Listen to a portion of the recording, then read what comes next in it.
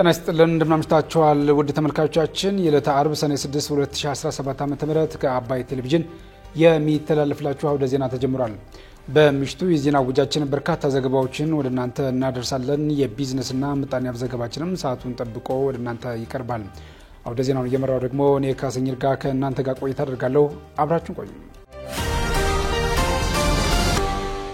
በመጀመሪያው ክፍለ ጊዜ የመረጃ ጥንቅራችን የኢትዮጵያንና የኤርትራን ግንኙነት ችግር ለመፍታት መንግስት ረጅም ርቀት ቢሄድም አልተሳካም ሲሉ ፊልድ ማርሻል ብርሃኑ ጁላ መናገራቸውን፣ በአማራ ክልል በባቂሎና ጃራ መጠለያዎች የሚገኙ ተፈናቃዮች በተራዘመ የምግብ እጥረትና በመጠለያ እጦት መቸገራቸውን፣ እንዲሁም በኦሞ ወንዝና በቱርካና ሐይቅ ሙላት ምክንያት ከ79000 በላይ የወረዳው አርብቶ አደሮች መፈናቀላቸውን የተመለከቱ መረጃዎችን ጨምሮ ሌሎች መረጃዎችን ወደ እናንተ እናደርሳችኋለን። አብራችሁን ቆዩ። ወደ ቀደም ዜና አለፍን። የኢትዮጵያንና የኤርትራን ግንኙነት ችግር ለመፍታት መንግስት ረጅም ርቀት ቢሄድም አልተሳካም ሲሉ ፊልድ ማርሻል ብርሃኑ ጁላ ተናገሩ። ኢትዮጵያ ወደ ባህር እንዳትወጣ አበክረው የሚሰሩ አካላት አሉ ሲሉ የኢፌዴሪ ጦር ኃይሎች ጠቅላይ ኤታማዦር ሹም ፊልድ ማርሻል ብርሃኑ ጁላ ተናግረዋል። ጠቅላይ ኤታማዦር ሹሙ በህዝብ ተወካዮች ምክር ቤት የውጭ ግንኙነትና የሰላም ጉዳዮች ቋሚ ኮሚቴ የመከላከያ ሚኒስቴር እቅድ አፈጻጸምን በገመገመበት ወቅት ባደረጉት ንግግር በቀጠናው የሚስተዋሉ አለመረጋጋቶችን በመፍታት ረገድ ስራዎች እየተሰሩ መሆኑን ተናግረዋል። ፊልድ ማርሻል ብርሃኑ ጁላ ስለ አፍሪካ ቀንድ ደህንነትና የኢትዮጵያን ሚና በማስመልከት በሰጡት አስተያየት ቀጠናው ብዙ ችግሮች ያሉበት መሆኑን ጠቁመዋል። ጉዳዩ የባህር በር ጉዳይ ብቻ ሳይሆን አጠቃላይ የጸጥታ ጉዳይ ነው ሲሉ በምክር ቤቱ ማብራሪያ የሰጡ ሲሆን የአፍሪካ ቀንድ ቀጠና በባህርም ሆነ በየብስ የተረበሸ ነው ሲሉም ገልጸዋል። የየብሱ ችግርም ወደ ባህር እንደሚዛመት አስታውቀው ኢትዮጵያ ችግሩን ለማረጋጋት የምታደርገው ጥረት ላይ እንቅፋት የሚሆኑ አካላት መኖራቸውንም አስረድተዋል። ኢትዮጵያ ወደ ባህር በር ወደ ባህር አጠገብ ዝር እንዳትል እናድርጋት ብለው አቅደው ግንባር ፈጥረው የሚሰሩ ደግሞ አሉ። እኛ ወደ ባህር በር ብንጠጋ ምን እንደምንጎዳቸው ጀስቲፊኬሽን ብዙ አይሰማም። ጠንካራ ትሆናለች ነው። ጠንካራ ብትሆንም እኮ ቀጠናውን ይዛ ትጠነክራለች። እንዳልፍላት ነው ወይስ ባህር ላይ በመውጣታችን ሉዓላዊነቱ የሚነካ ሀገር አለ? ምንም አይታወቅም። በምዕራብ በኩል ውሃ እንዳንገድብ እንዳንጠቀም ይደረጋል። በምስራቅ በኩል ወደ ባህር እንዳንወጣ ይደረጋል። አስተባባሪ አለው። ለመተባበር ደግሞ በጣም ዝግጁ ሆነው አሉ። ኢትዮጵያ ምን እንዳደረገች እኔ አይገባኝም። እዚህ ቀጠና ለመተባበር ኤርትራን ሳይቀር ብዙዎችን አብረን እንስራ ብለናል ያሉት ፊልድ ማርሻል ብርሃኑ ጁላ ባህሩን ለሁላችንም እንጠቀም፣ ኤርትራውያን ከኢትዮጵያ የሚጠቀሙት ጥቅም ካለ እንዲጠቀሙ ሰፊ ስራ ቢሰራም በኤርትራ በኩል ፍላጎት አለመኖሩን አንስተዋል። በጣም ባልተለመደ መንገድ የኤርትራና የኢትዮጵያን ግንኙነት ለመፍታት መንግስታችን ረጅም ርቀት ሄዷል ያሉት ጀነራሉ ነገር ግን አልተሳካም ብለዋል። የባህር በር ይዤ እናንተን እንደፈለኩ ላድርጋችሁ የሚል አስተሳሰብ አለ ያሉት ፊልድ ማርሻሉ አይሆንም ሲባሉ ኩርፊያ መጣ። ይህንን ተከትሎ መወራጨትም እየተመለከትን ነው ሲሉም ወቅሰዋል። ለመተባበር ብዙዎችን ጋብዘናል። ኤርትራ ሳይቀር ጋብዘናል። አብረን እንስራ ብለናል። ባህር ለሁላችን ይሁን ብለናል። የ20 ዓመት ፍጥጫ ይቁም ብሎ መንግስታችን የነበረውን ቁርሾ በመፍታት ወደ ልማት፣ ወደ ኢንቴግሬሽን፣ ወደ ጋራ ተጠቃሚነት፣ ወደ አብሮ መበልጸግ እንድንገባ ኤርትራን የሚጠቀሙ ጥቅም ካለ ከኢትዮጵያ እንዲጠቀሙ ኢትዮጵያም ከኤርትራ እንድትጠቀም በጣም ሰፊ ስራ ተለፍቷል። በጣም ባልተለመደ መንገድ የኤርትራና የኢትዮጵያን ግንኙነት ለመፍታት መንግስታችን ረጅም ርቀት ሄደዋል። ግን አልተሳካም። አብረን እንጠቀም ነው እንጂ የባህር በር ይዤ እናንተን እንደፈለኩ ላርጋችሁ የሚል አስተሳሰብ ስላለ እንደዛ ሳይሆን በጋራ እኩልነት ነው፣ በጋራ ተጠቃሚነት ነው። የሆነ ቁልፍ መሳሪያ ይዘህ በቁልፍ መሳሪያ ይሄን ሁሉ ማህበረሰብ ለማሽከርከር መሞከር ልክ አይደለም የሚል ነገር ሲመጣ አሁን ኩርፊያ መጥቷል። መወራጨት አለ። በአማራ ክልል በባቂሎና ጃራ መጠለያዎች የሚገኙ ተፈናቃዮች በተራዘመ የምግብ እጥረትና በመጠለያ እጦት መቸገራቸውን ገለጹ። በኦሮሚያ ክልል ተፈናቅለው በአማራ ክልል በደብረ ብርሃን ከተማ ባቂሎና በሰሜን ወሎ ዞን ጃራ መጠለያ ጣቢያዎች ተጠልለው የሚገኙ ተፈናቃዮች በተራዘመ የምግብ እጥረትና በመጠለያ እጦት ምክንያት መቸገራቸውን ገልጸዋል። በደብረ ብርሃን ከተማ ባቄሎ መጠለያ ጣቢያ ተጠልለው የሚገኙ ተፈናቃይ የምግብ እርዳታ መጠለያ ጣቢያ የሚደርሰው በ2 ወር አለፍ ሲልም በ4 ወራት ልዩነት ነው ሲሉ ተናግረዋል። እርዳታው በነፍስ ወከፍ ለአንድ ግለሰብ 15 ኪሎ ዱቄት ይደርሳል ያሉት ተፈናቃዩ እሱም ቢሆን በቂ ያለመሆኑን ከዚህ በፊት ከእህሉ ጎን ለጎን ሲሰጡ የነበሩ እንደ ዘይት ያሉ ግብዓቶች አሁን ላይ መቅረታቸውንም ተናግረዋል። በተጨማሪም በባቄሎ መጠለያ ጣቢያው ከ5000 በላይ ሰዎች ተጠልለው እንደሚገኙ ጠቅሰው ከምግብ እጥረት በተጨማሪ የልብስና የመጠለያ ችግር እንዳለ ጠቁመዋል። በሰሜን ወሎ ዞን ጃራ መጠለያ ጣቢያ ተጠልለው የሚገኙ ሌላ ተፈናቃይ በበኩላቸው እንደገለጹት የእርዳታ በቂ ያለመሆኑንና የመጠለያ ችግር መኖሩን አብራርተዋል። አክለውም አሁን ላይ እርዳታው በወር በነፍስ ወከፍ ለአንድ ሰው 15 ኪሎ ማሽላ፣ 1 ኪሎ ተኩል ክክና 0.45 ሊትር ዘይት እንደሚደርሳቸው መናገራቸውን በመግለጽ አዲስ ስታንዳርድ ዘግቧል። በተመሳሳይ ችግሮች ባሉበት በሰሜን ወሎ ዞን ጃራ መጠለያ ጣቢያ ተጠልለው የሚገኙ ተፈናቃይ ደግሞ የተወሰነ እርዳታ እያገኙ መሆኑን አንስተው ከፍተኛ የሆነ የመጠለያና የምግብ ችግር አለ ማለታቸውን ዘገባው አንስቷል። በደብረ ብርሃን ባቄሎ መጠለያ ጣቢያ ስላለው ሁኔታ በተመለከተ አስተያየታቸውን የሰጡ የሰሜን ሸዋ ዞን አደጋ መከላከል እና ምግብ ዋስትና ጽሕፈት ቤት ኃላፊ የሆኑት አቶ አበባው መሰለ እንደገለጹት የምግብ እርዳታ አለመቋረጡን ገልጸው ነገር ግን ከዚህ ቀደም በተለይም ምግብ ነክ ያልሆኑ ጥሬ ዕቃዎችን ሲረዱ እና የነበሩ ተቋማት አሁን ላይ ባለመኖራቸው የመጠለያና መሰል ክፍተቶች መፈጠራቸውንም ጠቁመዋል። በኦሞ ወንዝና ቱርካና ሐይቅ ሙላት ምክንያት ከ79828 በላይ የወረዳው አርብቶ አደሮች መፈናቀላቸውን የዳሰነች ወረዳ አስተዳዳሪ የሆኑት አቶ ታደለ ሀቴ ተናግረዋል። ለችግሩ ዘላቂ የሆነ መፍትሄ ባለመበጀቱ ምክንያት ለሶስተኛ ጊዜ የተፈናቀሉ አርብቶ አደሮች መኖራቸውን የገለጹት ዋና አስተዳዳሪው ከዚህም ጋር ተያይዞ አርብቶ አደሩ በጊዜያዊነት በሚሰፍርባቸው ቦታዎች ጊዜያዊ ትምህርት ቤትና የጤና ተቋማት ግንባታ እገዛ እንዲደረግላቸውም ጠይቀዋል። የሜትሮሎጂ ትንበያዎች እንደሚጠቁሙት በቀጣዮቹ የክረምት ወራት ከፍተኛ የሆነ ውሃ ወደ ወንዞቹ ስለሚገባ ችግሩ ከዚህ ሊከፋ እንደሚችል ስጋታቸውን በመግለጽ መንግስትና የተለያዩ ባለድርሻ አካላት አፋጣኝ መፍትሄ እንዲሰጧቸውም ተማጽነዋል። የኢፌዴሪ የሕዝብ ተወካዮች ምክር ቤት የውሃ መስኖና ቆላማ አካባቢ ልማት ጉዳዮች ቋሚ ኮሚቴ በበኩሉ እንደገለጸው የዳሰነች ማህበረሰብ ለዳግም መፈናቀል እንዳይዳረግ ዘላቂ የሆነ መፍትሄ ማበጀት እንደሚገባ አሳስቧል። ቋሚ ኮሚቴው ችግሩን ለመፍታት የሚደረጉ ጊዜያዊ መፍትሄዎችን ተዘዋውሮ በመመልከት በቀጣይ መደረግ የሚገባቸው ዘላቂና ጊዜያዊ መፍትሄዎችን ዙሪያ ከወረዳው የስራ ኃላፊዎች ጋር ውይይት ማካሄዱንም አስረድተዋል። የአካባቢው አርብቶ አደሮች በኦሞ ወንዝና በርኩት ቱርካና ሐይቅ ሙላት ምክንያት ከሚኖሩበት ቀየ እየተፈናቀሉ መሆኑንም በውይይቱ ወቅት መነሳቱንም ከምክር ቤቱ ያገኘነው መረጃ ያመለክታል። የቋሚ ኮሚቴው ምክትል ሰብሳቢ የሆኑት ዶክተር አወቀ ሀምዛዬ መንግስትና መንግስታዊ ባልሆኑ ተቋማት የተገነቡ የተለያዩ አገልግሎት ሰጪ ተቋማት በውሃ ሙላቱ ምክንያት ከአገልግሎት ውጪ እንደሆኑ መታዘባቸውንም ተናግረዋል።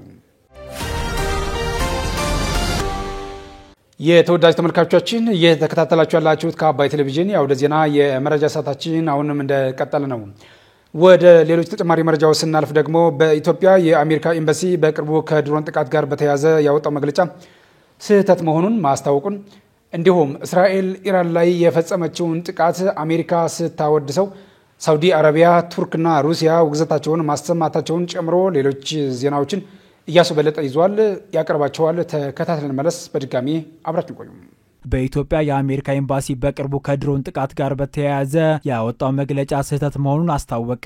በኢትዮጵያ የአሜሪካን አምባሳደር ኤርቪን ማሲንጋ ኤምባሲያቸው ግንቦት 15 ቀን 2017 ዓ.ም የፌዴራል መንግስት በዜጎቹ ላይ የሚፈጸመውን የድሮን ጥቃት በአስቸኳይ እንዲያቆም በሚል የተላለፈው መልእክት በስህተት ነው ሲሉ ገልጸዋል። መልእክቱ በአስተዳደራዊ ስህተት የተካተተ ነበር ሲሉ አምባሳደር ማሲንጋ በምክንያትነት አስቀምጠዋል። ስህተት ነበር ከማለት ውጭ ምንም ተጨማሪ የሚገለጽ ይሁን የሚቀነስ ነገር የለውም። በመጀመሪያ የተጻፈውን የመግለጫውን ረቂቅ ነበር የተጠቀሙት። እኔ ያላየሁትና ያላጸደቁት ነገር ነው የተጠቀሙት። ይህም በአስተዳደራዊ ችግር የተፈጸመና እንዳለመታደል ሆኖ ተላለፈ ሲሉ በትላንትናው ዕለት በሰጡት ጋዜጣዊ መግለጫ ተናግረዋል። የአሜሪካ ኤምባሲ ከዚህ ቀደም ባወጣው መግለጫ የፌዴራል መንግስት በራሱ ህዝብ ላይ የሚፈጽማቸውን የድሮን ጥቃቶች በአፋጣኝ እንዲያቆም ጥሪ ያቀረቡት መልእክት በኤምባሲው ፌስቡክ እና የኤክስ ገጾች ላይ ተለጥፎ የነበረ ሲሆን ከሰዓታት በኋላ ይህ ሀሳብ እንዲነሳ ተደርጓል። እንደ አዲስ የወጣው በወጣው የአምባሳደሩ መልእክት ላይ የድሮን ጥቃትን በተመለከተ ለፌዴራል መንግስት የቀረበው ጥሪ መንግስት ከኃይል ውጭ ያሉ ሰላማዊ አማራጮችን መፈለጉ እንዲቀጥል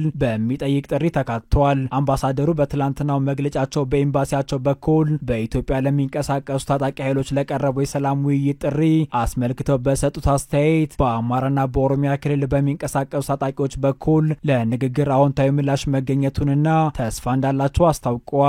በእርግጥ ብዛት ያላቸውና ዘርዘር ያሉ ቅድመ ሁኔታዎችን አቅርበዋል ሲሉም ጠቅሰዋል።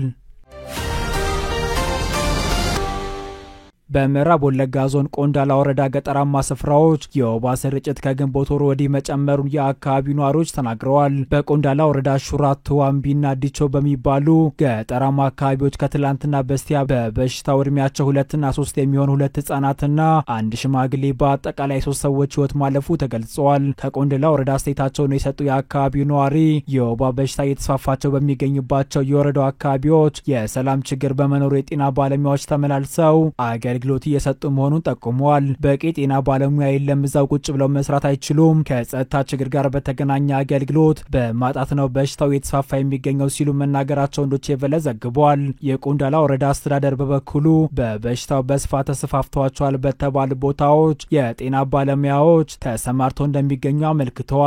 የወረዳው ምክትል አስተዳዳሪ አቶ ግርማ ካሳሁን በወረዳው የወባ ስርጭት መጨመሩን ከየአካባቢው ጥቆማ መስጠቱን ተከትሎ የተከሰተው በሽታ ወባ ይሁን ሌላ እንዲለዩ ባለሙያዎችን ወደ ቦታው መላካቸውን ተናግረዋል። የምዕራብ ወለጋ ዞን ጤና መምሪያ በበኩሉ የወባ ስርጭት እንዳለ ገልጾ በዞን ደረጃ ስርጭቱ ከባለፈው ዓመት ጋር ሲነጻጸር ዝቅተኛ መሆኑን አመልክቷል። የቢሮ ኃላፊ የወባ ስርጭት ከክረምት መግባት ጋር ተያይዞ በሳምንት ውስጥ ከ100 እስከ 200 ጭማሪዎች እንዳሉ ገልጸው ከባለፈው ዓመት ጋር ሲነጻጸር ግን የስርጭት መጠኑ ዝቅተኛ መሆኑን አመልክተዋል።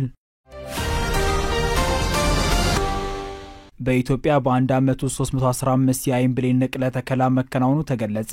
የኢትዮጵያ ደምና ህብረ ህዋስ ባንክ አገልግሎት በበጀት ዓመት 315 የተሳካ የአይን ብሌን ንቅለ ተከላ ህክምና መስጠቱን ተቋሙ ገልጿል። በማህበረሰቡ ዘንድ እየዳበረ የመጣውን የደምና የአይን ብሌን ልገሳ ተግባር ይበልጥ ለማጠናከር ያለመ ሀገራዊ ንቅናቄ የህይወትና የብርሃን ስጦታ ያበርክቱ ደም ይለግሱ የአይን ብሌን ይለግሱ በሚል መሪ ቃል በነገው ዕለት ይካሄዳል። የአገልግሎቱ ምክትል ዋና ዳይሬክተር አቶ ሀብታሙ ታዬ የአይን ብሌን ንቅለ ተከላ ህክምና ተደራሽ ለማድረግ በትኩረት እየተሰራ መሆኑን ገልጸዋል። በተለያየ መልኩ ይሰጥ የነበረው የአይን ብሌን ንቅለ ተከላ ህክምና ወጥነት ባለው መልኩ ተደራሽ ለማድረግ በኢትዮጵያ ደምና ህብረ ህዋስ ባንክ አገልግሎት ስር እንዲሰጥ መደረጉን አስታውሰዋል። ይህም የህክምና አገልግሎቱ ፍትሃዊና ተደራሽ እንዲሆን በማድረግ አይነተኛ ሚና ማበረከቱን ጠቅሰው በ2017 በጀት ዓመት 315 የአይን ብሌን ንቅለ ተከላ ህክምና ተሰጥቷል ብለዋል። 522 ሰዎች ደግሞ የአይን ብሌናቸው ለመለገስ ቃል ገብተዋል ማለታቸውን ኢዜአ ዘግቧል። ህክምናው በስፋት እየተሰጠ የሚገኘው በአዲስ አበባ ዳግማዊ ምኒልክ ኮምፕሬሄንሲቭ ስፔሻላይዝድ ሆስፒታል ሲሆን ህክምናው በሁሉም አካባቢዎች ተደራሽ የማድረግ ስራ ትኩረት ሰጥቶ እየተሰራ መሆኑ ተገልጿል። ለአብነትም በሐዋሳ፣ በጎንደር፣ በጅማና መቀለ ሆስፒታሎች ላይ የአይን ብሌን ቀዶ ህክምና እየተሰጠ መሆኑን አብራርተዋል። የአይን ብሌን የማንሳት ስራ በሚኒሊክ ሆስፒታል ብቻ እየተሰራ በኢትዮጵያ ደምና ህብረ ህዋስ ባንክ አገልግሎት በኩል ለህክምና ተቋማቱ ተደራሽ እየተደረገ መሆኑን ጠቁመው የአይን ብሌን የሚሰበስቡ ተቋማትን ለማስፋት ጥረት እየተደረገ ነው ብለዋል። በዚህ ረገድ በተከናወኑ ተግባራት ጅማ ከተማ ላይ የአይን ባንክ ተቋምን የማቋቋም ስራ እየተከናወነ የሚገኝ ሲሆን በቀጣይ በጀት ዓመት ተጨማሪ የአይን ባንክ እንደሚኖር ይጠቁማልም ተብሏል። እስራኤል ኢራን ላይ የፈጸመችውን ጥቃት አሜሪካ ስታወድስ ሳዑዲ አረቢያ፣ ቱርክና ሩሲያ ውግዘት አሰሙ። እስራኤል በኢራን የኒውክሌር ስፍራዎችና የጦር መሪዎቿ ላይ ያነጣጠረ ከፍተኛ ጥቃት መፈጸሟን የእስራኤል መከላከያ ኃይል አስታውቋል። በዚህ ከባድ በተባለው ጥቃት ከፍተኛ የጦር ጀነራሎችና 6 የሚሆኑ ሳይንቲስቶች ተገድለዋል ተብሏል። በጥቃቱም በቴሄራን የመኖሪያ ቤቶች ጥቃት እንደተከፈተባቸውና ከተገደሉት መካከል ህጻናትና ሲቪሊያን እንደሚገኙበት ተዘግቧል። የእስራኤል ጦር በኢራን የተለያዩ አካባቢዎች የኒውክሌር ኢላማዎችን ጨምሮ ከ10 በላይ የሚሆኑ ወታደራዊ ኢላማዎች መምታቱን ይፋ አድርገዋል። ይህንን ጥቃት ተከትሎም የአሜሪካው ፕሬዝዳንት ዶናልድ ትራምፕ እስራኤል በኢራን ላይ ያደረሰችው የአየር ድብደባ በጣም ጥሩ እርምጃ ነው ሲሉ አወድሰው ተጨማሪ ጥቃት ሊኖር እንደሚችል ጠቁመዋል። ትራምፕ አክለውም ኢራን ወደ ስምምነቱ እንድትመጣ መጥፎ የሆነ ነገር ሊያጋጥማቸው እንደሚችል ነግሬያቸው ነበር፣ ነገር ግን ለጉዳዩ ኢራን ቸልተኛ ሆናለች ብለዋል። ወደ ስምምነት ለመምጣት ግን አሁን ማረፈደም ያሉት ትራምፕ ሁሉም ነገር ከመጥፋቱ በፊት ኢራን ስምምነት ማድረግ እንዳለባት አሳስበዋል። ከኢራን በተቃራኒ ቱርክ፣ ሳውዲ አረቢያና ሩሲያ እስራኤል በኢራን ላይ ያደረሰችውን ጥቃት አውግዘዋል። የቱርኩ ፕሬዝዳንት ሬሲፕ ጣይብ ኤርዶጋን ጥቃቱ ዓለም አቀፍ ሕግን ችላ ያለ ቀጠናዊና ዓለም አቀፋዊ መረጋጋትን አደጋ ላይ የሚጥል ነው ብለውታል። የሳውዲ አረቢያ መንግስትም ጥቃቱ የኢራን ሉዓላዊነትና ደህንነቷን የሚያናጋና ዓለም አቀፍ ሕግጋቶችንና መመዘኛዎችን በግልጽ የሚጻረር መሆኑን አስታውቋል። ሩሲያም በቀጠናው ላይ ሰላም እንዲመጣ ዓለም አቀፉ ማህበረሰብ ጥረት እያደረገ ባለበት ሰዓት የኔታንያሁ መንግስት የፈጸመው ድርጊት ተቀባይነት የለውም ስትል አጋርነቷን ለኢራን አሳይታለች። ኢራን በበኩሉ እስራኤልን ለድርጊቱ ተጠያቂ በማድረግ የተባበሩት መንግስታት የጸጥታው ምክር ቤት አስቸኳይ ስብሰባ መጥራቷ ተሰምቷል። ከአባይ ቴሌቪዥን የምሽት ዘገባዎች እንደቀጠሉ ናቸው። ወደ ተመልካቾቻችን አሁን ደግሞ የቢዝነስና ምጣኔ ሀብት ጉዳዮች የሚቀርቡበት ሰዓት ላይ ደርሰናል። መረጃዎችን ሰላማዊት ጌታሰው ታቀርባቸዋለች። ተከታትለን መለስ። በድጋሚ አብራችን ቆዩ። ኢሰማኮ ከፍተኛው የ10900 ብር ወርሃዊ ደሞዝ አሁን ባለው የኑሮ ሁኔታ ዝቅተኛው ክፍያ መሆን ነበረበት ሲል ገለጸ። ለ9 ዓመት የቆየውን የገቢ ግብር አዋጅ ይተካል ተብሎ በተሰናዳው ረቂቅ መሰረት ከግብር ነፃ የሚደረግ የሰራተኛ ደሞዝ አሁን ካለበት 600 ብር ወደ 2000 ብር ከፍ እንዲል ታስቧል። በኢትዮጵያ የሚሰበሰበው የገቢ ግብር ከአጠቃላይ ሀገራዊ ምርቱ ድርሻው 6.8 በመቶ ብቻ መሆኑን ያነሱት በገንዘብ ሚኒስቴር የታክሲ ፖሊሲ መምሪያ ኃላፊው አቶ ሙላይ ወልዱ ይህንን ማሻሻያ ማድረግ ብቻውን የሚሰበሰበው ግብር በቢሊየን ብር እንዲቀንስ ያደርጋል ብለዋል። አሁን ባለው ሁኔታ ትልቅ ማሻሻያ ለማድረግ መንግስት ይቸገራል ሲሉ ተናግረዋል። የገቢ ግብር አዋጁ ረቂቅ ለውይይት በቀረበበት ዝግጅት ላይ የተገኙት የኢትዮጵያ ሰራተኞች ማህበር ኮንፌዴሬሽን የውጭና ህዝብ ግንኙነት መምሪያ ኃላፊ አቶ አያሌው አህመድ በአምራች ኢንዱስትሪ ውስጥ ተቀጥሮ የሚሰራውን ሰራተኛ እያገኘ ያለውን አነስተኛ ክፍያ አንስተዋል። ሰራተኛው እየተከፈለው ያለው ደሞዝ በወር ከ1300 እንደማይበልጥ አንስተው ይህ ወደ ዶላር ሲቀየር በወር $7.50 ሳንቲም ብቻ ነው ማለታቸውን ሸገር ዘግቧል። ከፍተኛው 35 በመቶ ግብር የሚከፈልበት የ10900 ብር ወርሃዊ ደሞዝም አሁን ባለው የኑሮ ሁኔታ ዝቅተኛው ክፍያ መሆን ነበረበት ብለዋል። ይህ ደሞዝ ተጨማሪ 7 በመቶ ግብር ሲቆረጥ የሚቀረው 48 በመቶ ገንዘብ ብቻ መሆኑን አንስተው ከሱም ላይ ዕቃ ሲሸምት ገንዘቡን በቫትና በሌላውም ያጣል ሲሉ ተናግረዋል። ከዚህ ባለፈም የውሎ አበልና የስራ ማበረታቻ ሽልማት እንዲሁም አመታዊ ጉርሻም ሳይቀር ታክስ እንዲከፈልበት መሆኑም ተገቢ ያለመሆኑን አንስተዋል።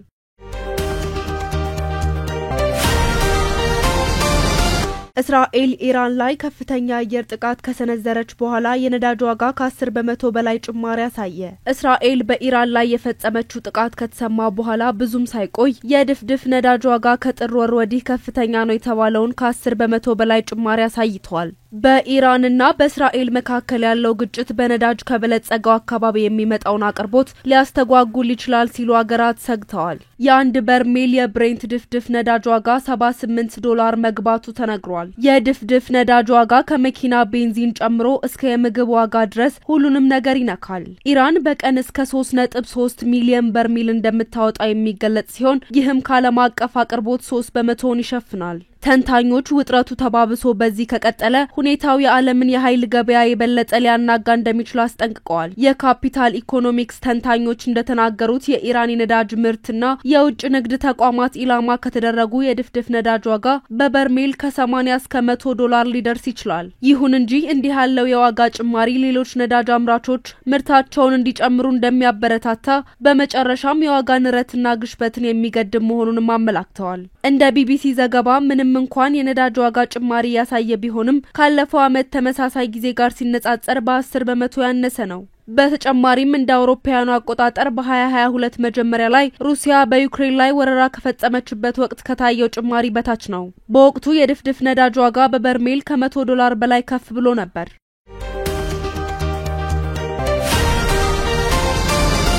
በኢትዮጵያ የመጀመሪያው 100 ኪሎዋት ኃይል የሚያመነጭ የሶላር ፕሮጀክት ተመረቀ። በኢትዮጵያ የመጀመሪያ ነው የተባለ 100 ኪሎዋት ኃይል የሚያመነጭ የሶላር ፕሮጀክትን የውሃና ኢነርጂ ሚኒስቴር አስመርቋል።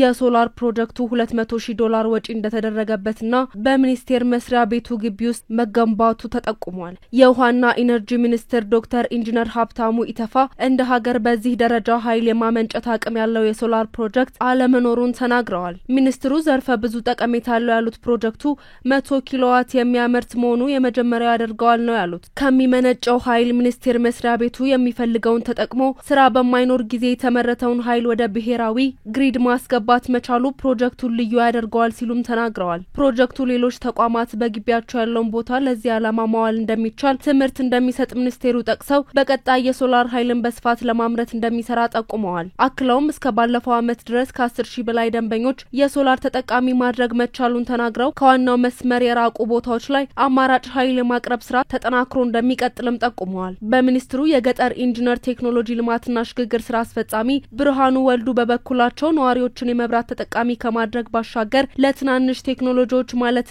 ለብረታ ብረትና ለእንጨት ውጤቶች ስራ፣ ለወፍጮ ቤቶችና ሌሎች አገልግሎቶችም ጥቅም ላይ እየዋለ መሆኑን ጠቁመዋል። በተጨማሪም ከዋናው የኃይል መስመር ርቀው የሚገኙ ተቋማትን ኃይል እንዲያገኙ ከማድረግ አንጻር በጤና ተቋማትና ትምህርት ቤቶች ተደራሽ የማድረግ ስራ እየተከናወኑ እንደሚገኙ ተናግረዋል።